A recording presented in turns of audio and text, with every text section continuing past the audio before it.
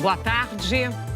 Uma operação da Polícia Federal em 7 estados mira o núcleo financeiro de uma facção criminosa. São Paulo, concluído o primeiro inquérito do roubo de mais de 700 quilos de ouro no aeroporto de Guarulhos. 3 anos depois das Olimpíadas, o Rio tem um legado de construções abandonadas. O presidente da Câmara reúne líderes de partidos para articular a votação da reforma da Previdência em segundo turno. E governadores vão a Brasília para discutir a reforma tributária. E ainda, os Estados Unidos impõem novas sanções econômicas contra a Venezuela. Morre Toni Morrison, a primeira negra a ganhar o Nobel de Literatura. A China sobe o tom e diz que o exército está pronto para agir em Hong Kong. A demonstração de fé na Bahia, com a Romaria de Bom Jesus da Lapa. E o jornalismo da Globo é indicado nas 2 categorias do Prêmio Emmy Internacional, o Oscar da TV. O Jornal Hoje está começando. Uma operação da Polícia Federal prendeu 20 pessoas em 7 estados hoje. Elas são acusadas de fazer parte do núcleo financeiro de uma facção criminosa. A troca de mensagens era feita de um jeito bem antigo, bilhetinhos de papel. Segundo a Polícia Federal, os integrantes da facção criminosa entregavam os recados quando recebiam visitas nas penitenciárias. Se quer comunicar com a família, que é a ideia que se passa, às vezes, publicamente, mas na prática esse é uma entre 20. As outras 19 são ordens tratando normalmente de tráfico de droga, assalto, cobranças de dívidas. Foram 30 mandados de prisão, 8 contra pessoas que já estão na cadeia e 55 mandados de busca e apreensão. As investigações começaram em fevereiro deste ano. Segundo a PF, o núcleo financeiro da facção criminosa atuava a partir da Penitenciária Estadual de Piraquara, a PEP-1, na região metropolitana de Curitiba. 3 presos são apontados como chefes do esquema criminoso, que tem ramificações em mais 6 estados além do Paraná: São Paulo, Mato Grosso do Sul, Acre, Roraima, Pernambuco e Minas Gerais. Segundo a polícia, o grupo era responsável por recolher e gerenciar as contribuições, dinheiro que circulava em mais de 400 contas bancárias espalhadas pelo Brasil e até no exterior. A estrutura criminosa movimentava por mês cerca de R$1 milhão. De acordo com as investigações, esse dinheiro era usado para compra e aluguel de armas e celulares, tráfico de drogas, financiar outros crimes da facção e sustentar os chefes da quadrilha.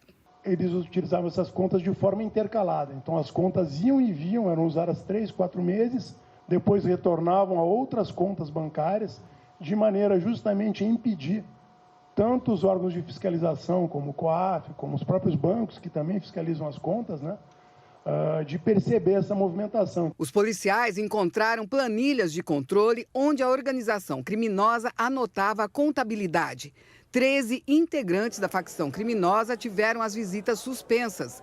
Eles deverão ser transferidos para presídios federais. É mais um passo que se dá, sufocando o meio utilizado pela facção para práticas e o financiamento de crimes, tais como o tráfico de drogas, financiamento de armas, para assaltos, roubos, latrocínios, que se vê pelo Brasil afora. A Polícia Federal e a Controladoria Geral da União realizaram uma outra operação para combater fraudes e superfaturamento em obras públicas no DENIT. Quem acompanha essa investigação em Belo Horizonte é a repórter Juliana Perdigão. Juliana, boa tarde. Boa tarde, Sandra. Boa tarde a todos. De acordo com as investigações, essa organização promovia fraudes, principalmente nos pregões eletrônicos, em obras que seriam realizadas na região centro-oeste de Minas Gerais. Hoje, a polícia apreendeu carros e ainda quase R$150 mil que pertenciam aos suspeitos. Segundo a investigação, alguns funcionários do DENIT, Departamento Nacional de Infraestrutura e Transportes, recebiam propina de empresários que, a partir disso, eram beneficiados nas licitações. A Polícia Federal também diz que esses funcionários recebiam dinheiro para obras que nunca foram executadas ou para serviços executados com baixa qualidade. As fraudes somam aí R$457 milhões R$ nesses últimos 5 anos. Até agora, 10 pessoas foram presas, mas também houve mandado de busca e apreensão em São Paulo e em Brasília. O DENIT ainda não se pronunciou sobre as denúncias. Sandra. Juliana Perdigão, muito obrigada pelas suas informações. A polícia concluiu a primeira fase da investigação sobre o roubo de mais de 700 quilos de ouro no Aeroporto Internacional de São Paulo, que aconteceu há menos de 2 semanas. 6 pessoas já foram indiciadas.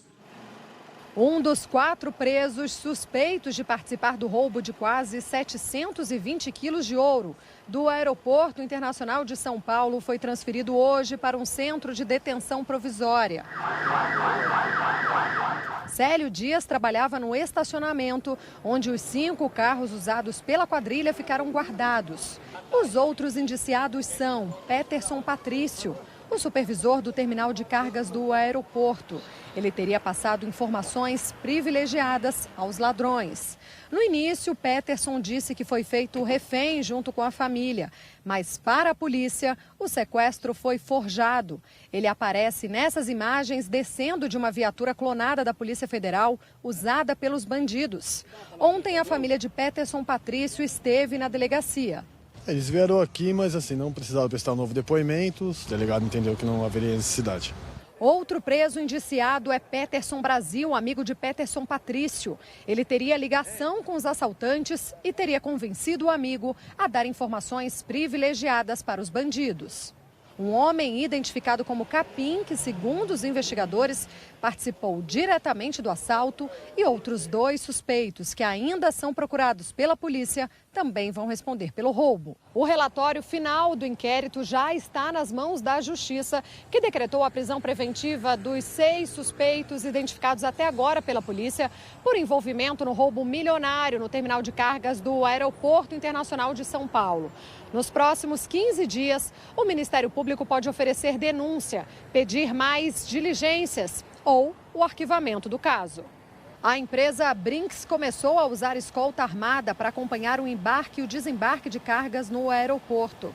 Com relação à carga roubada há 12 dias, os mais de 700 quilos de ouro ainda não apareceram. E agora há pouco, a TV Globo teve acesso com exclusividade ao conteúdo da decisão da prisão preventiva dos 6 indiciados. A gente vai falar agora ao vivo com a repórter Bruna Vieira, que está nesse caso. Bruna, boa tarde para você. O que diz essa decisão? Oi, Sandra, boa tarde a você que nos assiste. Segundo os investigadores, os 6 se juntaram para roubar os mais de 700 quilos de ouro. Inclusive, um supervisor do terminal de cargas do aeroporto de Guarulhos, na região metropolitana de São Paulo. Os policiais dizem que Peterson Patrício contou que teve ajuda de Peterson Brasil e que juntos chamaram outros homens para o assalto. Também foi apurado pelos policiais que os suspeitos combinaram de repartir o ouro e que poderiam, inclusive com o dinheiro em mãos, inclusive deixar o país. A polícia também já sabe que o roubo foi planejado há bastante tempo, com divisão de tarefas entre os criminosos. Isso por conta do uso de viaturas policiais clonadas. E por conta da utilização de várias armas, a investigação aponta que a ação foi cometida por criminosos experientes. Para a polícia, a ambulância que foi usada no crime foi utilizada na fuga dos bandidos levando o ouro. Ouro esse que até o momento não foi encontrado. Sandra. Bruna Vieira, muito obrigada pelas suas informações. No Rio, a Polícia Civil prendeu pelo menos 10 integrantes de uma quadrilha de desmanche de carros. A Delegacia de Roubos e Furtos de Automóveis encontrou centenas de peças de carros roubados num ferro velho na Vila Kennedy, zona oeste do Rio. A investigação revelou que o material era usado em carros batidos que os bandidos arrematavam em leilões. Segundo a polícia, com o dinheiro que conseguia, a quadrilha comprava drogas e armas. O bando também usava os carros roubados para transportar drogas. Ao todo, são 80 mandados de prisão. Também no Rio, algumas instalações milionárias construídas para os Jogos Olímpicos estão abandonadas. Hoje, o estado de abandono do circuito de ciclismo de Deodoro é tão grande que parece que as Olimpíadas acabaram há décadas. Nenhuma bicicleta tem condição de passar numa pista esburacada e destruída. Há exatamente 3 anos, os olhos do mundo estavam voltados para o Rio. Nessas pistas, atletas do ciclismo BMX voaram pelas rampas no espetáculo do esporte. O município tem até um projeto para a região, mas diz que falta dinheiro. O público sequer teria como chegar. Essas imagens foram feitas na sexta-feira. Um matagal tomava a rampa de acesso e o caminho não levava a lugar algum. A prefeitura disse que aparou o mato, mas há outras imagens de descaso. O estacionamento está ocupado por contêineres e entulho. Tem até uma passarela de concreto jogada ali. Meses depois dos jogos, o estádio de canoagem slalom virou uma piscina pública para os moradores da região. Na sexta, estava assim, sem um pingo d'água. Hoje, a prefeitura mandou esse vídeo com as corredeiras funcionando e informou que a água fica represada e o circuito só abre para competições. O Parque Olímpico, na Barra da Tijuca, o principal centro de competições, tem sido usado para treinamento de atletas, eventos, shows e projetos sociais. Mas uma parte está esquecida. O chão se desmancha. Isso aí é o piso da Arena Carioca 2. O material está todo descascado e parece de papelão de tão frágil. A prefeitura disse que a área está interditada e que avalia substituir a madeira por lajes de concreto. O cenário é bem diferente daquele logo depois dos Jogos. Um dos legados olímpicos mais aguardados seria a transformação da Arena do Futuro em 4 escolas. Mas o desmonte do equipamento ainda não aconteceu. Ao todo foram gastos 7 bilhões de reais na construção de arenas e estádios. 60% dos recursos vieram da iniciativa privada, 30% do governo federal e 10% do município. Agora, 3 anos depois, a responsabilidade do legado é dividida entre governo federal e município do Rio. Outra herança que definha com o passar dos anos é a Floresta dos Atletas, prevista para ser em Deodoro, na zona oeste da cidade. Durante a cerimônia de abertura, as mais de 13.500 mudas carregadas pelas equipes olímpicas durante a festa ainda não foram plantadas como previsto. Hoje estão em vasos em Silva Jardim, na região serrana do Rio. A Prefeitura do Rio disse que o compromisso de plantio das mudas seria de responsabilidade do Comitê Rio 2016, que não existe mais. E afirmou que, mesmo assim, está procurando um patrocinador para o plantio da Floresta dos Atletas. Sobre a Arena do Futuro, a Prefeitura disse que apresentou projetos de aproveitamento para o governo federal, que administra a unidade, mas nenhum foi aprovado ainda. Quanto ao Parque Radical de Deodoro, a Prefeitura diz que a manutenção está em dia e que o local abrigou uma colônia de férias para crianças nos últimos dias. A Prefeitura informou que nos últimos 3 anos fez mais de 450 eventos no Parque Radical de Deodoro e na Arena Carioca 3, no Parque Olímpico. O governo federal disse que em todo o Parque Olímpico houve 200 eventos nos últimos 3 anos, que a manutenção custa 35 milhões de reais por ano e uma nova estrutura de gestão está sendo concluída. Líderes de alguns partidos estão reunidos com o presidente da Câmara, Rodrigo Maia, para articular a aprovação da reforma da Previdência em segundo turno na Câmara ainda nesta semana. A repórter Marina Francischini está em frente à residência oficial da Câmara, onde acontece esse encontro e traz as informações para a gente. Marina, boa tarde. Oi, Sandra. Boa tarde para você, boa tarde a todos. O presidente da Câmara se reuniu com líderes partidários justamente para conversar sobre a reforma da Previdência. Alguns deputados reclamam que o governo não liberou as emendas. É o dinheiro federal que os parlamentares podem direcionar, por exemplo, para fazer obras nos municípios. Mas o governo está otimista quanto ao placar no segundo turno, acha que a vitória vai ser com folga, assim como foi no primeiro turno, e que é possível concluir essa votação da reforma da Previdência na quarta-feira à noite. Dos 4 ministros que têm mandato de deputado, 3 devem ser exonerados ainda hoje, só para votar a Previdência, ou seja, eles saem rapidamente e depois reassumem o cargo na sequência. São eles: Tereza Cristina, da Agricultura, Marcelo Álvaro Antônio, do Turismo, e o ministro da Casa Civil, Onyx Lorenzoni, que esteve reunido com o presidente da Câmara mais cedo.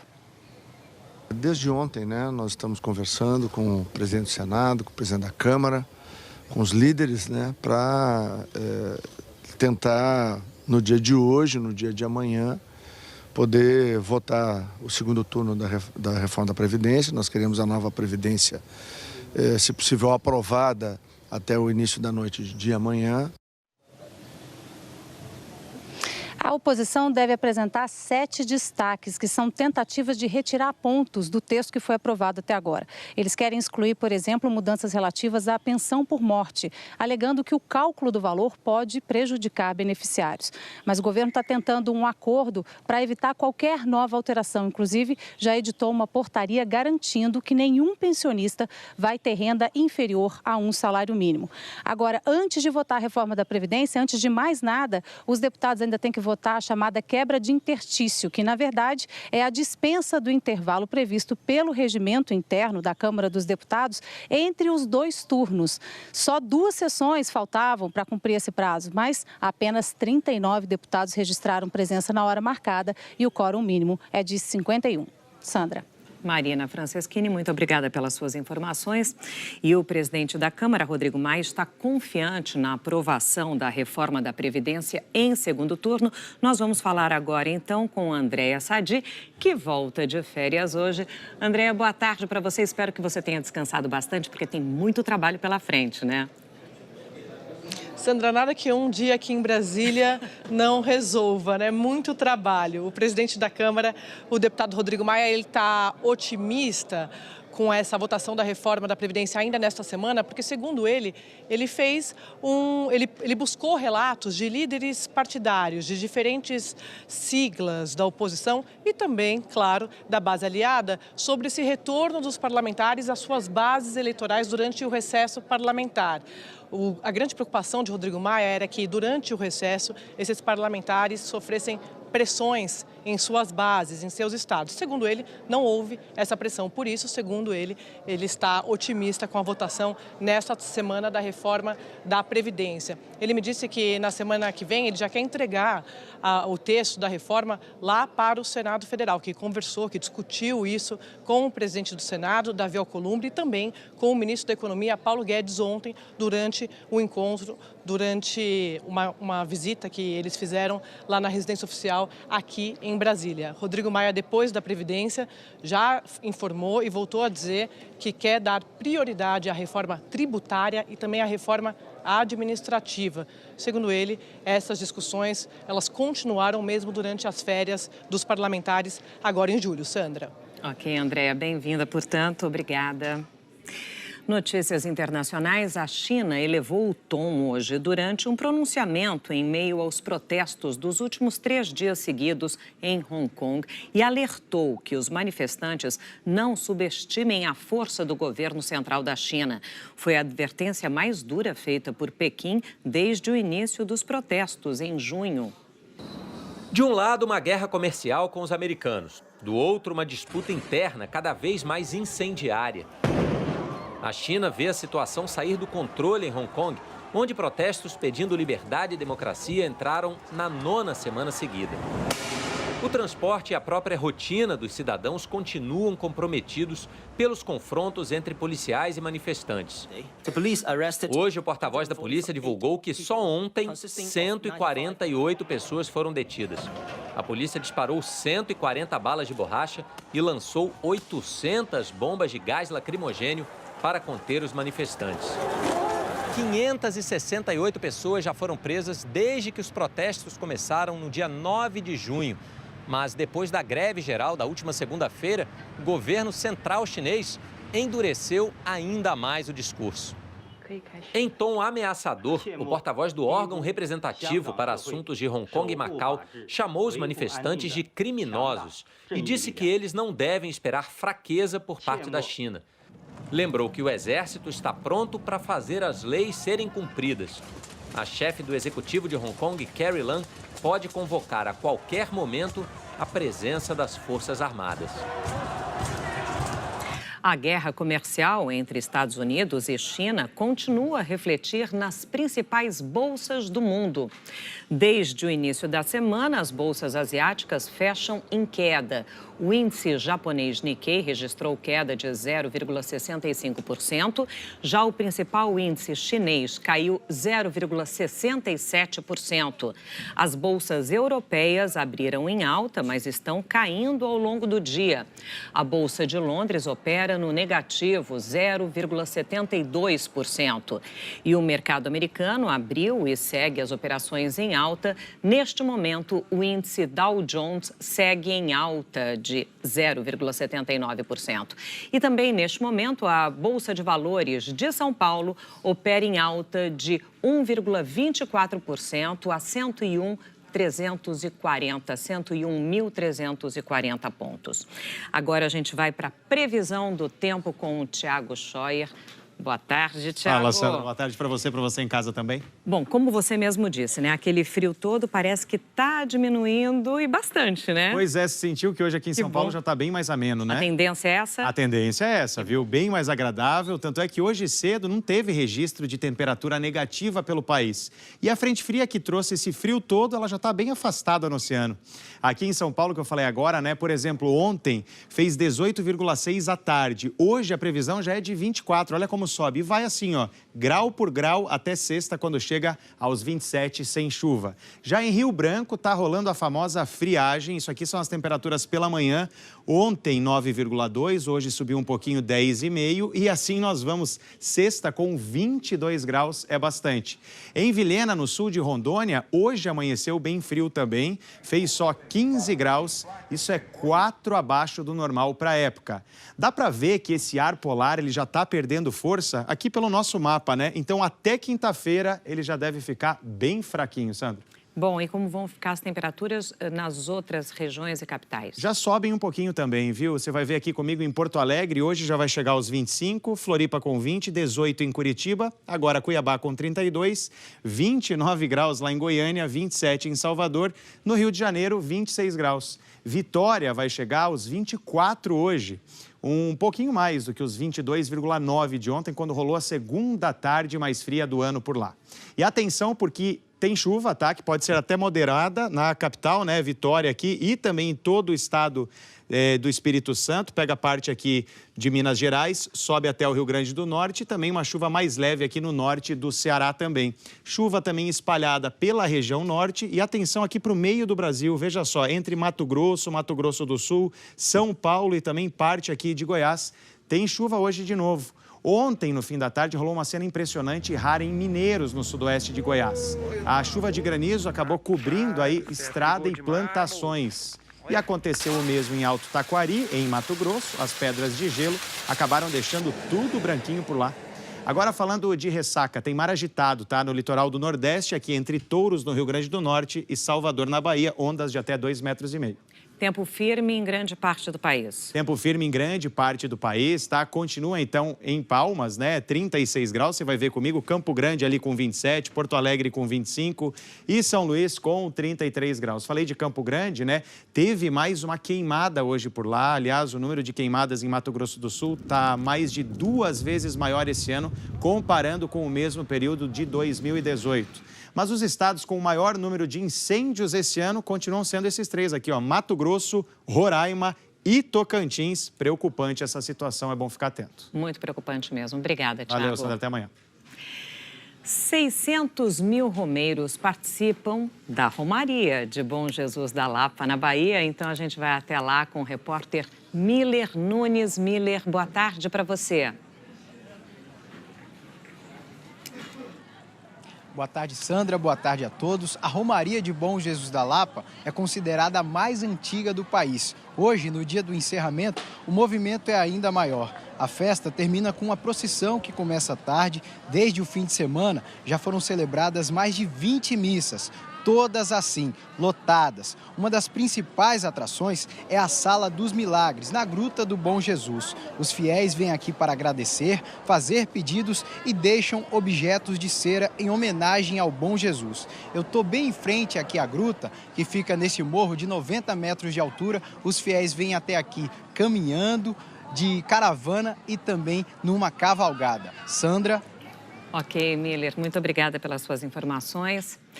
Nas últimas 3 décadas, as doações de milhões de brasileiros ao Criança Esperança beneficiaram mais de 5 mil projetos sociais em todo o país, como este que você vai conhecer agora, do Rio de Janeiro. A missão da CUFA é mostrar a potência da favela. E essa potência está nas crianças, na juventude, nos idosos. Quando a gente fala sempre que favela é potência, é justamente mostrar que nós tivemos e fizemos mudanças, né, no processo de toda a nossa história, né? Lutar por direito não é simplesmente você querer ser bem visto por outra pessoa, não só o respeito em questão da sua raça, mas principalmente você ser visto pelo outro como uma pessoa que tem uma força, uma potência, um poder para realizar coisas, que você não tem limite, que você não é limitado. As pessoas têm ideias, são criativas, precisam de incentivo. A CUFA, para mim, é incentivo mesmo, né? É força, é de você saber politicamente aonde você está e aonde você quer chegar.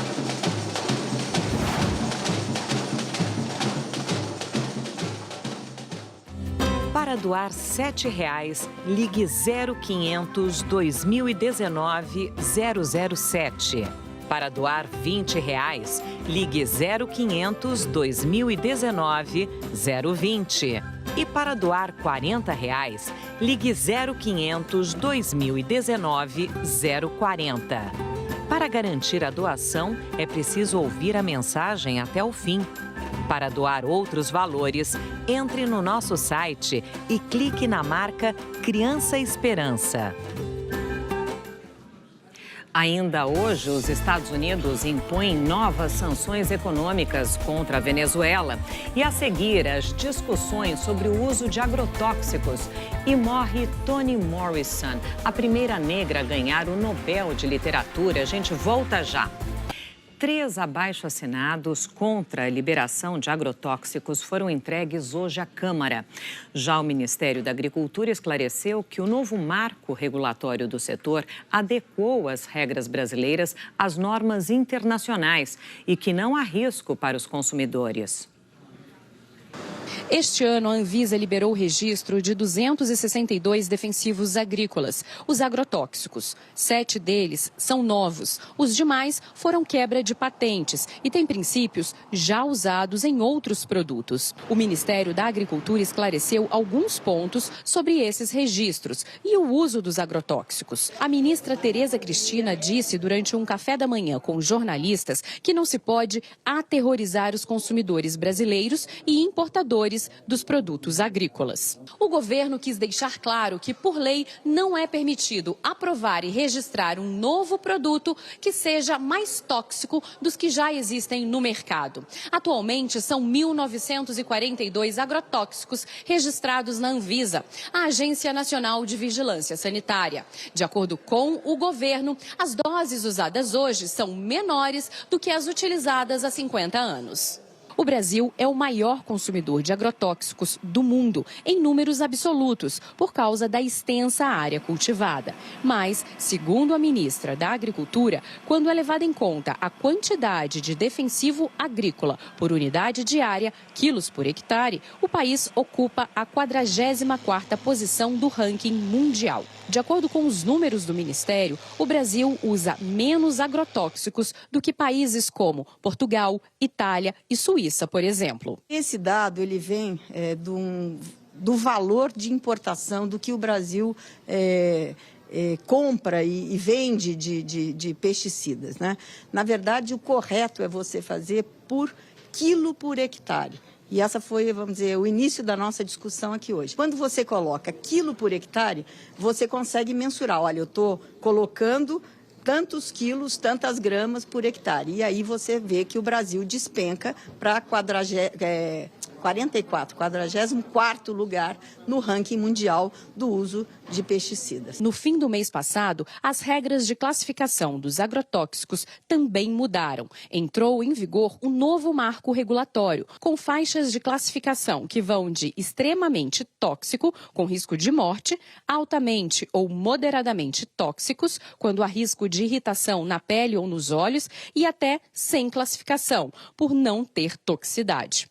Quando um produtor usa um agrotóxico, deve também utilizar equipamentos de segurança, como luvas e máscaras. A nova classificação diminuiu a quantidade de agrotóxicos extremamente tóxicos. Passou de 702 para 43. A Anvisa explica que se adequou às normas internacionais e que isso não quer dizer que as regras estão mais brandas. Todos os produtos que passaram por avaliação e que estão disponíveis no Brasil foram feitos diversos estudos. E para esses estudos, a Anvisa se debruçou e avaliou índices de toxicidade, avaliou limites que são capazes de dizer que o produto está seguro no mercado, sim, sem dúvida nenhuma. Então, a Anvisa tem total tranquilidade para dizer que o que está no Brasil tem índices seguros e que a população pode usar.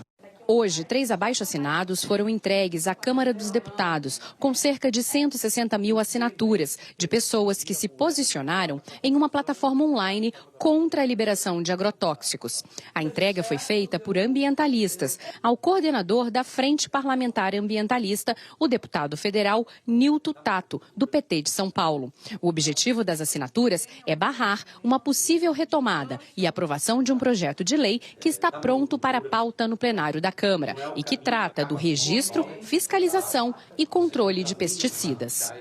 O foco do governo será em quem vai manusear os agrotóxicos. Nos próximos dias, deve ser publicado um decreto que vai estabelecer que entidades de classe e associações sejam capacitados a orientar os produtores rurais que usam diretamente os agrotóxicos e também ofereçam treinamentos. O objetivo é focar na educação para que todos façam uso dos equipamentos de segurança.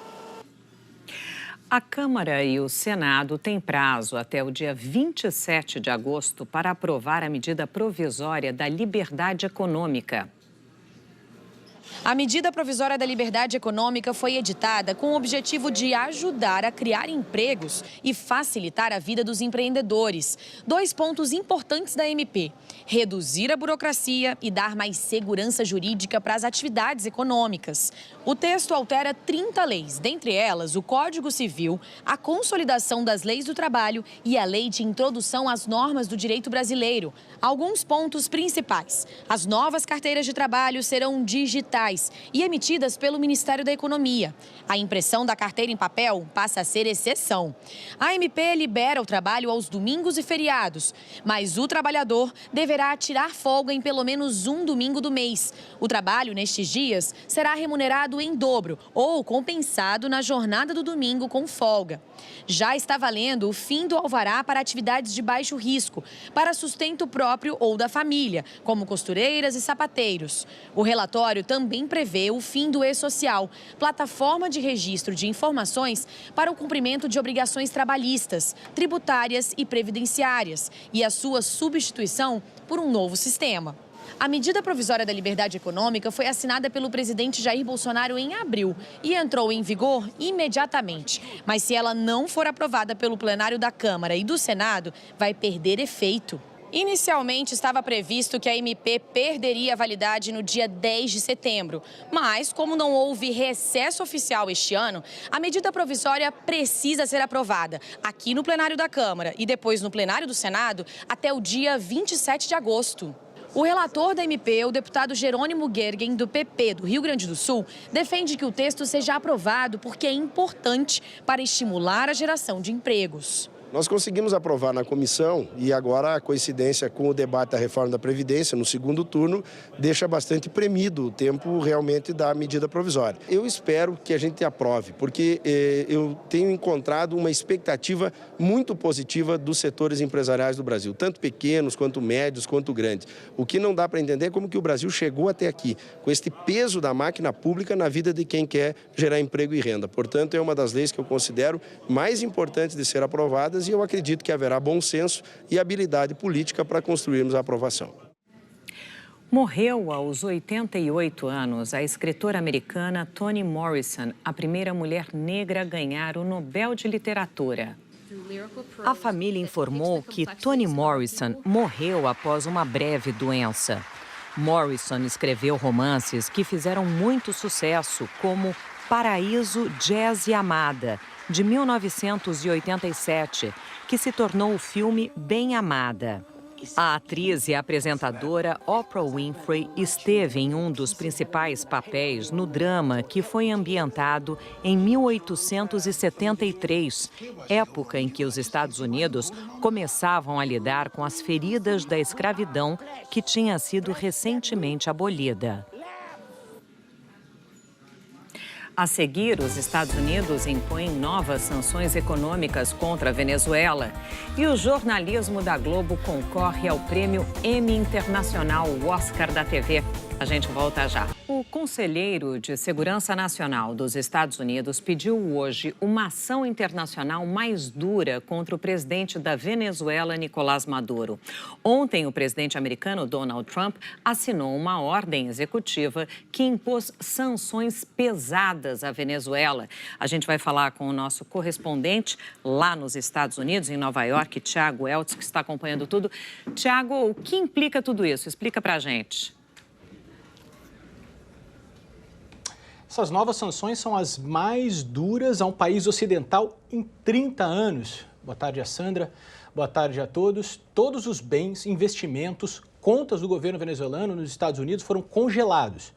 Donald Trump já havia tomado medidas contra a empresa estatal de petróleo, o setor financeiro e dezenas de autoridades e entidades venezuelanas. Agora, todas as empresas americanas estão proibidas de fazer negócio com a Venezuela.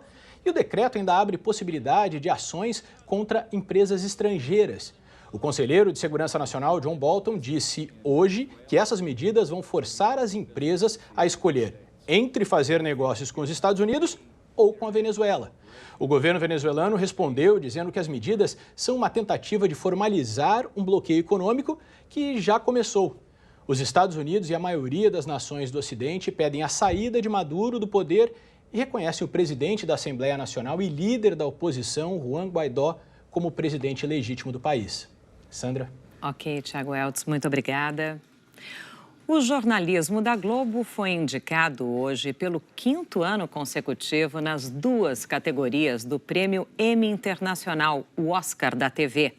Indignação e luto no Brasil. A socióloga. O Jornal Nacional, o Jornal da Globo e o Fantástico concorrem na categoria Notícia com a cobertura dos assassinatos da vereadora Marielle Franco e do motorista Anderson Gomes. Nossos repórteres conseguiram com exclusividade imagens de câmera de segurança que indicam que o crime foi planejado, informações de que a munição foi desviada da Polícia Federal e a primeira entrevista com a assessora de Marielle, sobrevivente e principal testemunha do atentado. Estou apavorada, eu estou despedaçada.